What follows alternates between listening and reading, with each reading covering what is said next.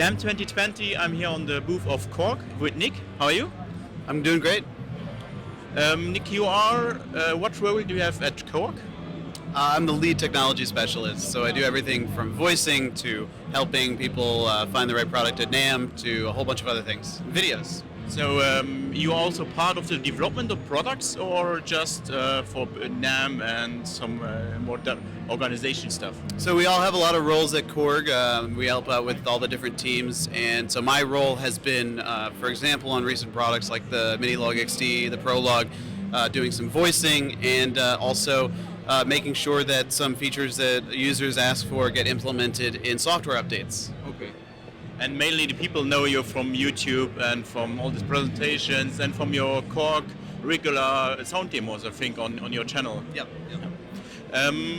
But we are here for a little tour from your booth because you have so much new stuff this year. Where to start? Let's start right over here. So over here is the workstation area, and the products we're showing are the Kronos 88 in the middle there, in a new matte black finish, so it's for road durability. It's very portable, probably one of the most portable 88 key workstations on the market. And the i3 workstation, which, if you're familiar with the i3 from the 90s, this isn't a direct re-release, but it is in the spirit of the original as a product that's built to inspire for songwriting and as a general use keyboard that's also affordable. Then let's go further, maybe. It's again very crowded at your booth. Yeah. Here are again more arrangers. Yep. So the PA700 and the PA1000 are the latest addition to our arranger lineup. And then, of course, the PA4X, we're showing the PA4X Next operating system, which adds some key improvements the users have been asking for to our highest end workstation. And that's an example of how we're continuing to support PA users through software updates on our flagship PA4X. Okay. Then we have, of course, the Kronos. Yep. Is there something new coming from the Kronos side, or do you have maybe a new color? Because often you get on the NAMM show a new color. Yeah, so this is the Kronos Titanium. Let's get over with the silver front panel, the light wood finish side panels. It's really nice. There's a couple extra libraries, and those will be available for download for existing Kronos users. And yeah, I mean, like, Kronos is still our top of the line workstation. We're continuing to support it and put out periodic software updates with features that users have been asking for. And some of our team, video team, is putting out tutorials all the time on the YouTube channel to show users how to do pretty much everything there is to do on Kronos, because it's so deep. And how long is Kronos already on the market? It's more than 5 years, yeah? In various Even versions. more, yeah. Yeah, this is the third real generation of Kronos, so it's constantly being updated. And you're continually releasing new sound content and more for people for free. Of course, yeah. Like so, there are free libraries. There's also even more expansion libraries through companies like KA Pro, and of course all that tutorial content. Okay. Then we have the new Triton, I think, the new plugin. Yeah. So Triton, legendary Korg workstation, one of the best-selling, most popular workstations of all time, reborn as a entry into the Korg Legacy software bundle. It is a VST or standalone plugin that you can use in your DAW or as a software instrument. And it's got all of the Triton libraries, all the expansions from the original Triton.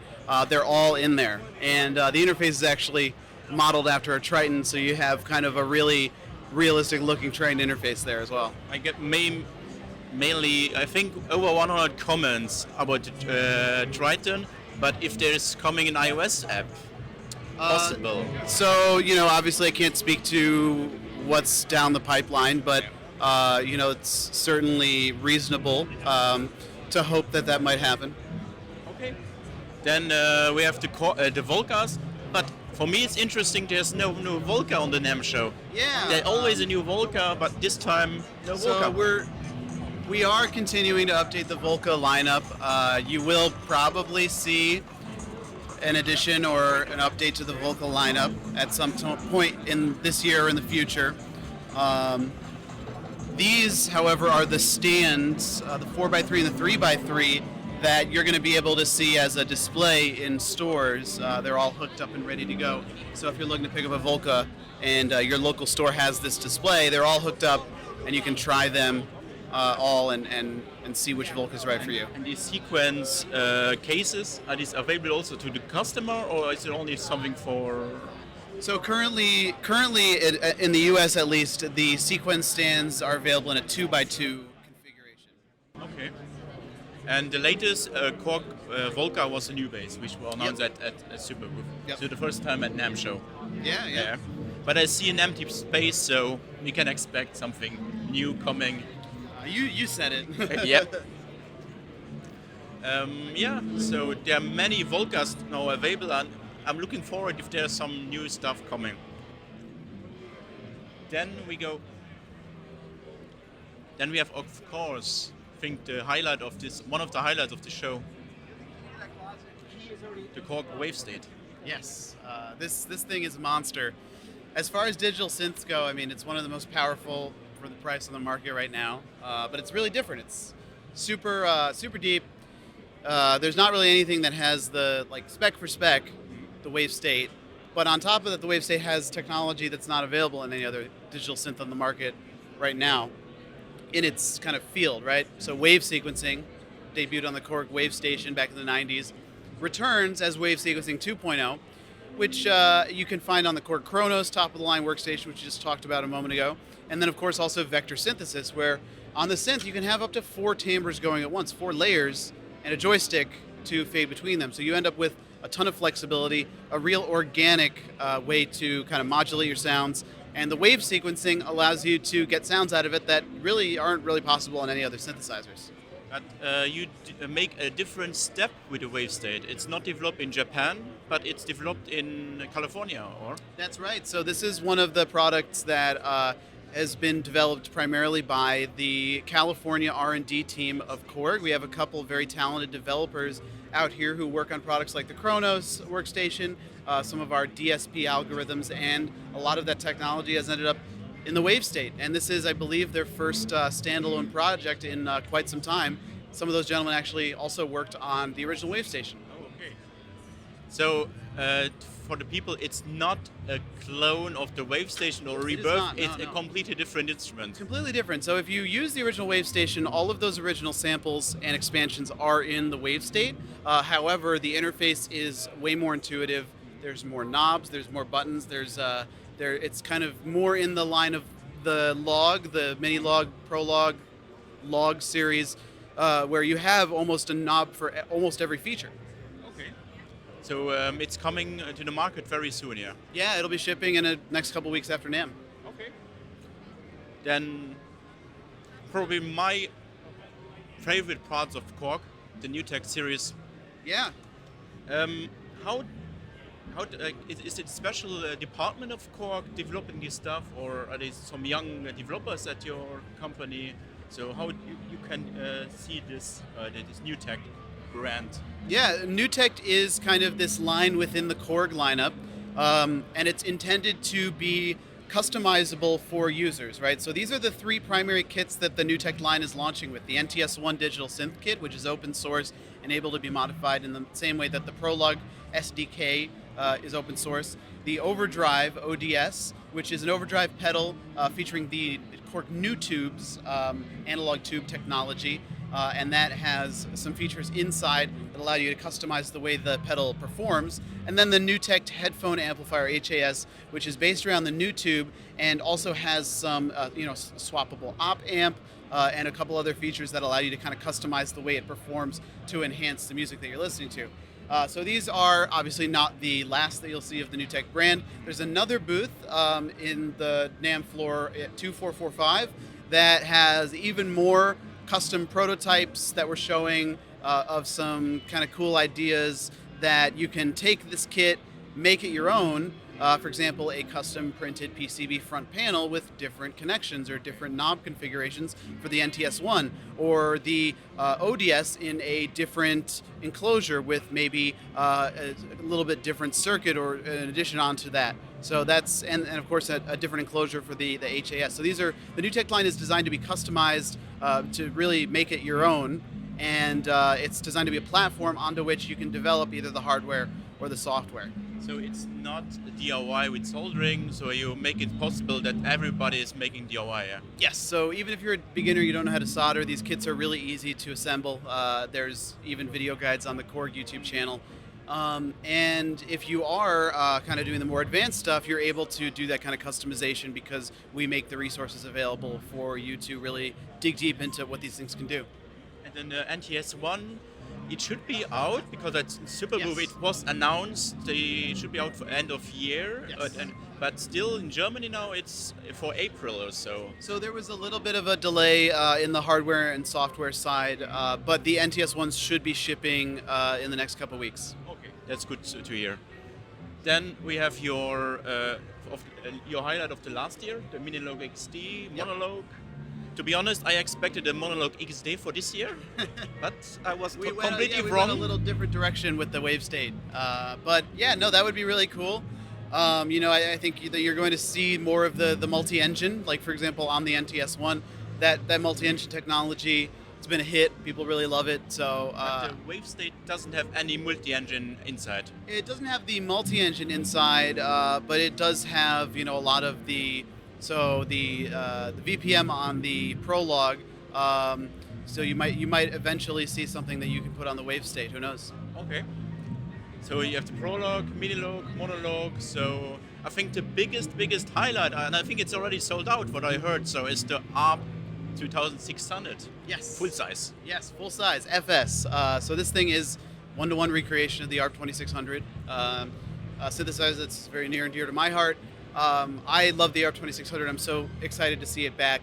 It's been excruciating to not talk about it for so long, and then now that it's released and seeing how happy everybody is to see it back, it really is rewarding. This thing is really a faithful, accurate recreation of the 2600. It sounds like the original. It feels like the original. In some ways, it feels even better with some of the, for example, faders, keybed being even improved.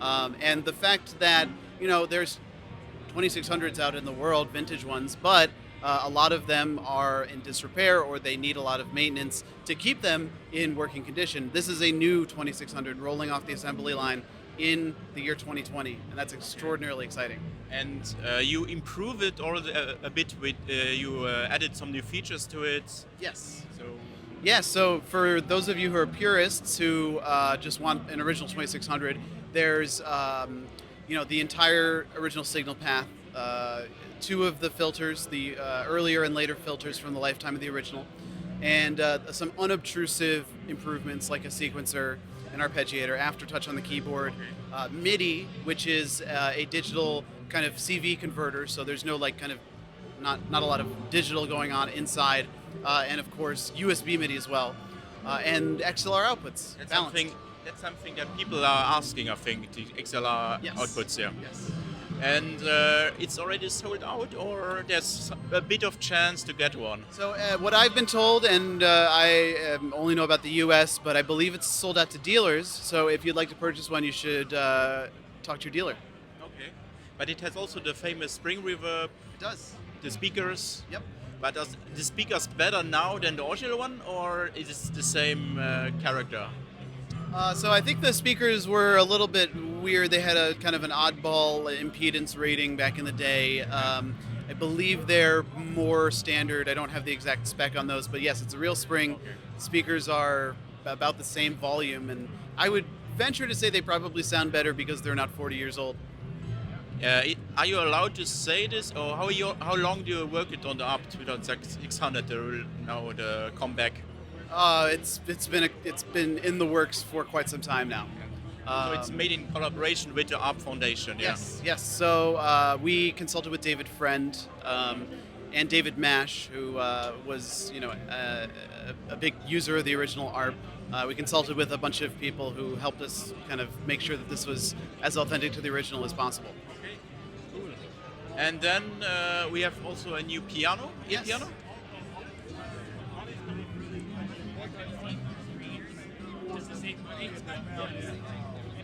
So I know from some interviews I did at home with different musicians, they use a lot SV1, but you are launching now a new one. Yes, so this is the SV2, and it will replace the SV1 in our lineup. It has improved PCM, so many times the original. The key bed is the same RH3 real hammer action. There are, I believe, doubled the presets, the amount of available preset memory, and it's available in 2 flavors now. In addition to doubling the amount of available sounds and adding the ability to split and layer right on the keyboard. There's 2 versions, a speaker version and a regular, so you can have the same experience of kind of playing a Rhodes or a Wurlitzer in your home now that you can with the speaker version. Can be the internal sounds can be expanded further, or is it limited to the sounds that are built in? So I don't have any word on that as of yet, but there is going to be a librarian for custom settings. Let's go, because you have also something completely new for Korg. You have headphones. Yep. So these are noise canceling DJ headphones. The idea with these is that a lot of DJs have experienced hearing loss being in loud DJ booths over the years. And these are designed to not only noise cancel to help your ears, but also to bring some audio from outside your headphones in at the level that you choose. So there's it's Bluetooth, there's a microphone, there's the ability to have the ambient sound outside come in, and then you have the ability to control the level of that. The target of this headphones is more the studio, or also Definitely outside DJs. In the booth, yeah. Okay. And this coming out very soon, or? Yep.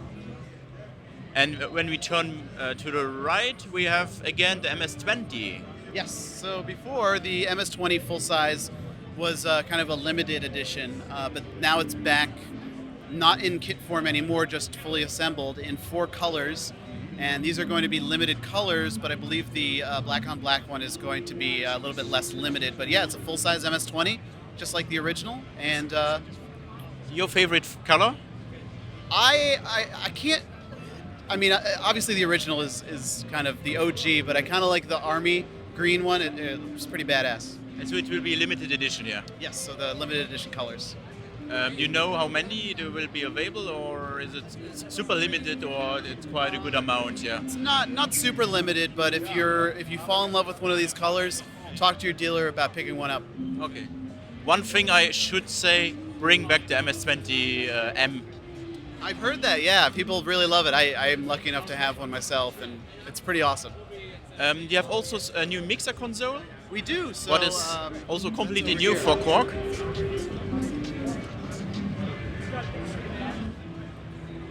These are the Soundlink MW16 and MW24 channel mixers. And the idea with these is we wanted to create a mixer that has very high quality 1-knob compression that's kind of on a single knob for a front of house mix or a band mix. The ability to have that studio quality compression but on 1 knob. So it's a mixer that's able to be operated by somebody who's maybe not a musician or maybe not skilled at mixing. They're able to immediately dial in very high quality DSP effects. I believe there's 10 at once that you can run, and there's a really easy to use interface with a bright LCD screen.